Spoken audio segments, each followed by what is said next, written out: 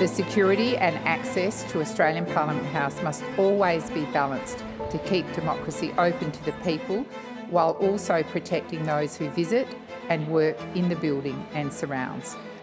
I table documents pursuant to statute as listed on the dynamic red. I move that the following bill be introduced. More often than not, the focus in Parliament House after the long winter break is on the sharp political contest in the House of Representatives. But with the Australian Federal Police vowing to walk off the job at Parliament House over a pay dispute, and the building still coming to terms with a major security breach last month, the spring sitting started off in the Senate on a slightly different footing today. And it feels like almost all the political action is taking place in the Senate rather than the House. This morning in the Upper House, the government tabled the updated AUKUS treaty, covering the sharing of nuclear-powered propulsion and an understanding between the three governments revealed last week by US President Joe Biden. And it was in the Senate that Workplace Relations Minister Murray Watt introduced legislation to appoint an administrator to the CFMEU. But as this parliament ages, the Senate is increasingly the cause of much of the government's angst. The Housing Minister accused the Greens of playing low-rent politics. Well, of course the Greens want lower rents. We do want lower rents.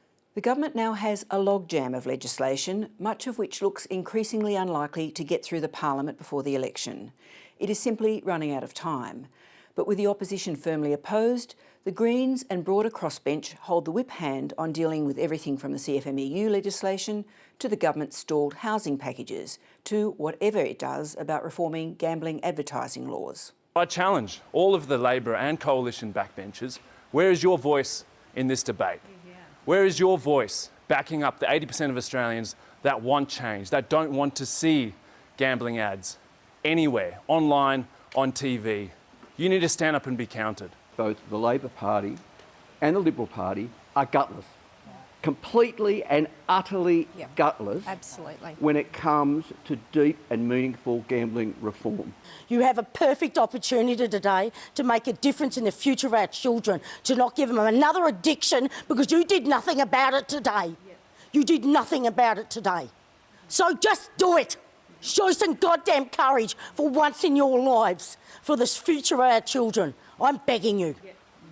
The government has yet to release its proposed changes to gambling advertising laws, but it is a very fraught and personal issue for many MPs, particularly as a total ban was the unanimous recommendation of a cross-party inquiry chaired by the late Labor MP Peter Murphy.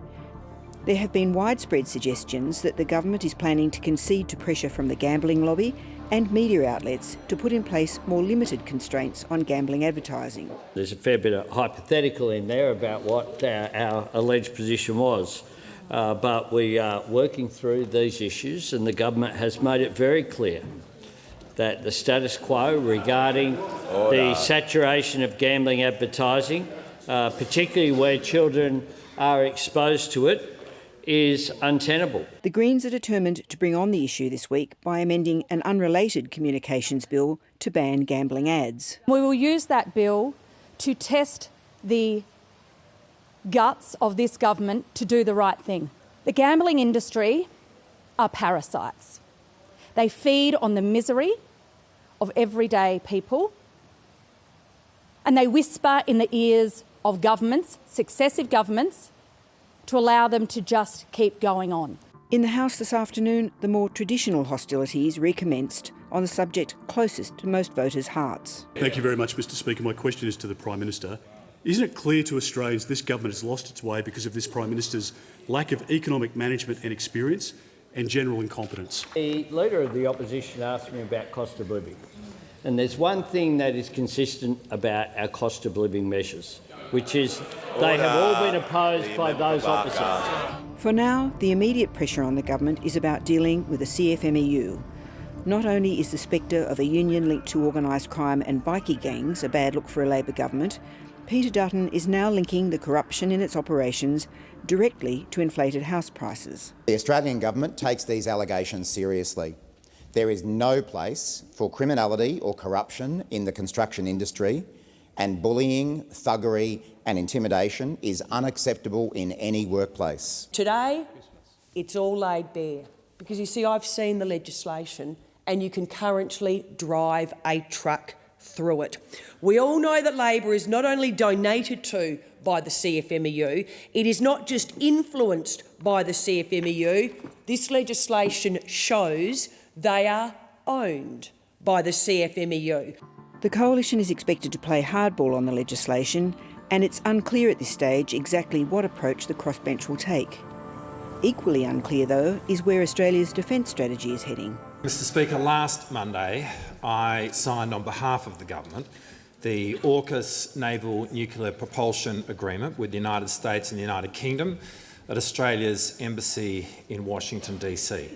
This is a foundational part of the legal underpinning of the announcement that was made by our 3 countries in San Diego last year. While the government today tabled the formal agreement signed by Richard Marles last week, the nature of more informal political agreements give more cause for concern that the US or UK could pull out of the deal if it compromised their own defence capabilities.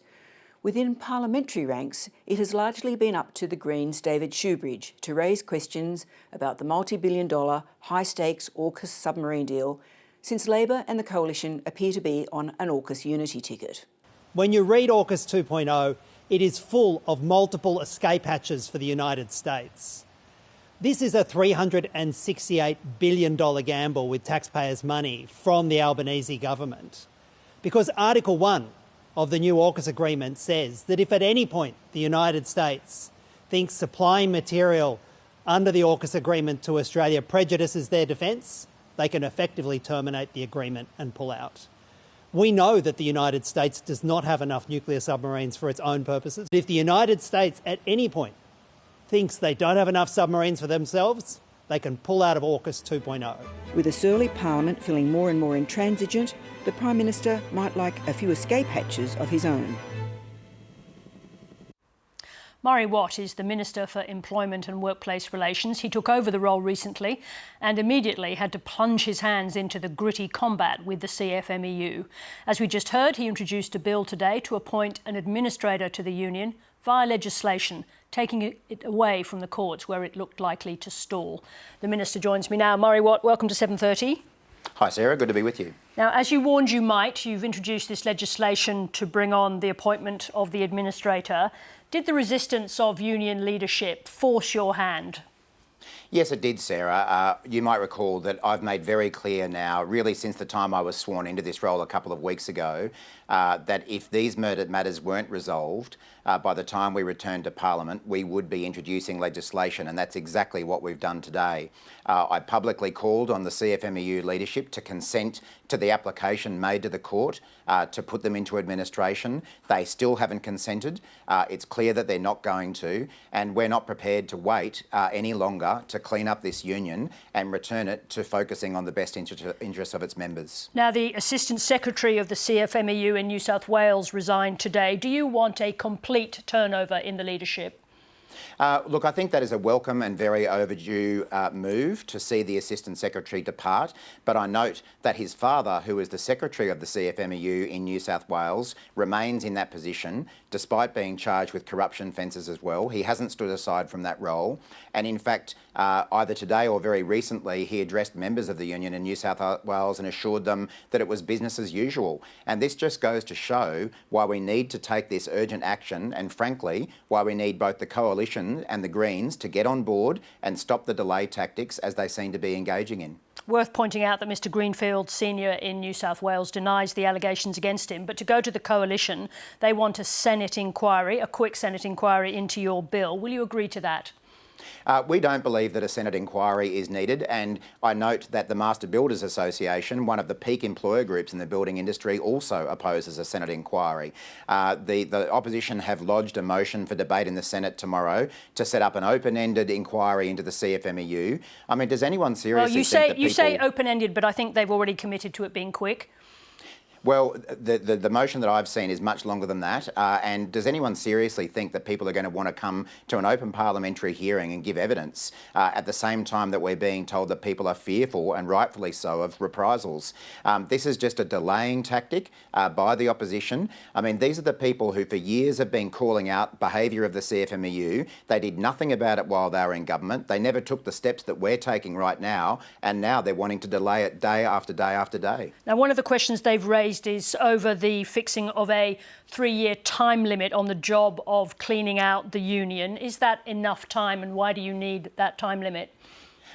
We thought very carefully about the time limit because clearly it's not going to be an overnight management issue to clean the union up. We think that 3 years is the right time frame to enable the administrator to really overhaul the union and, as I say, to return the union to focusing on the best interests of its members. We want to have a strong and effective union in the construction industry. It is dangerous, hard work, and the workers in that industry deserve a strong, effective but also clean union, and that's what our process would enable. If it's going to take 3 years to clean out the Augean stables that is the current CFMEU, according to the descriptions of it that we've seen recently, then doesn't that also suggest that a Royal Commission is needed? No, we don't believe that it is. And again, the Master Builders Association has also agreed that we don't need yet another Royal Commission or yet another inquiry into the CFMEU or the construction industry. What we need is action, and that is exactly what we have provided by introducing that legislation today. We will be ready to debate and pass this legislation through the Senate tomorrow, and it's a matter for the Coalition and the Greens if they're going to decide to slow this down and enable the John Setkers of this world to continue their reign of power in a way that is very damaging to the union's members, let alone the broader community. You just raised the issue of whistleblowers and why that would not be suitable for an open parliamentary inquiry. Will the administrator have the power to protect whistleblowers? We are giving consideration to that right now, Sarah. It's not in the current bill. It's just taken a little bit of drafting to get this together, but I'm very sympathetic to the idea that the administrator does need those powers, and whistleblowers who want to come forward to the administrator need those powers as well. So we're working on that at the moment, and I expect to be able to have a bit more to say about that soon. Now, if you get the legislation through, what do you expect the administrator's first acts would be? Well, the way the legislation is structured, and it is important that we do this properly and in a way that withstands the almost inevitable legal challenges we will see from the CFMEU. But basically the way the legislation is structured is that it gives me as the Minister the power to determine whether it's in the public interest to put the construction division of the union into administration. So there's a couple of steps that need to be taken there. And importantly, this is a legislation that is targeted at one division of one union, not all unions, not other parts of the CFMEU. But we would obviously then need to prepare what's called a scheme of administration, which would set out the powers of the administrator. I would expect it to be pretty closely modelled on the scheme that was put forward in the Fair Work Commission before the courts, and that includes things like vacating office holders, potentially terminating the employment of officials who are under a massive cloud, the power to seize assets. So it would have wide-ranging powers, I would expect, but we haven't obviously drafted that scheme because we've yet to get the legislation passed. Now, as of today, are there still individuals with connections to organised crime and bikie gangs working as delegates or intermediaries for the CFMEU? Look, I think it's very difficult to know, frankly, because we haven't had the ability to really dig into the union in the way that we would have if I did decide to appoint an administrator. I think it's reasonable to expect, with the widespread infiltration of the union and the industry by organised crime and by higgy figures, I think it's reasonable to assume that there may well be more. But this is exactly one of the things that we need to be looked at. The police, both federal and state, are currently investigating a range of allegations. My predecessor, Tony Burke, referred a number of those allegations to police, and I expect that that will yield more results as well. You just said widespread. What are you basing that on? Widespread infiltration of criminals? What's that based on? Well, I think even the media reporting that we've seen to date has demonstrated that in some branches of the CFMEU construction division, there is active involvement of bikies and organised crime figures in the activities of the union and in the construction industry more broadly. There have been stories going around for a long time that it's wider than what has been reported on to date. Obviously, these are matters that need to be investigated.